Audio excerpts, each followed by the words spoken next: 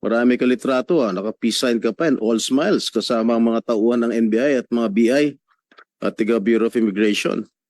Nakakadismaya to at napaka-unprofessional. Bigyan niyo naman ng dignidad ang inyong mga trabaho. Alice Go, sino ka ba talaga? Alam na namin lahat through the hearings conducted by this committee na hindi ka Pilipino.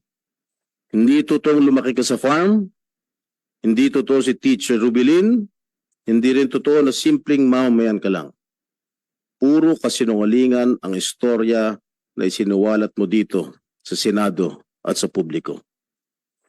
At the two Senate hearings that you were present, and you were under oath, but you fearlessly fabricated stories and fed the Filipinos a pack of lies.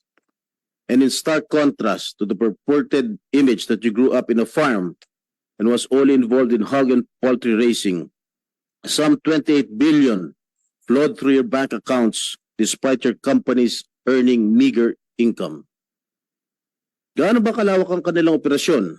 At ano ang intensyon niya na pati pagiging mayor ay kailangan niyang pasukin? She openly mocked our government for August 14 sa San Jose del Monte, Bulacan, maski wala na siya sa bansa. Nag-request na tanggapin ng DOJ ang kanyang counter affidavit, maski na tapos na ang deadline. Kaya naman pala pinagpipilitan ng kanyang mga abogado na nandito pa si Alice Go dahil may butas sa pagpapanotaryo. And it was all part of the narrative that Alice Go was still here. Her lawyers insisting that they were told by Alice Go that she is still here in the country despite reports that she was seen abroad. Dapat panagutin ang gumawa ng kabalustugan na ito. She must have been laughing at us, thinking she outsmarted everyone when she fled the Philippines undetected, or rather with the help of civilians and potentially even those in government. And let me just state frustratingly that the Indonesian authorities did exactly what the Philippine authorities have failed to do in 2 months with regard to her arrest. But nevertheless, I would like to commend.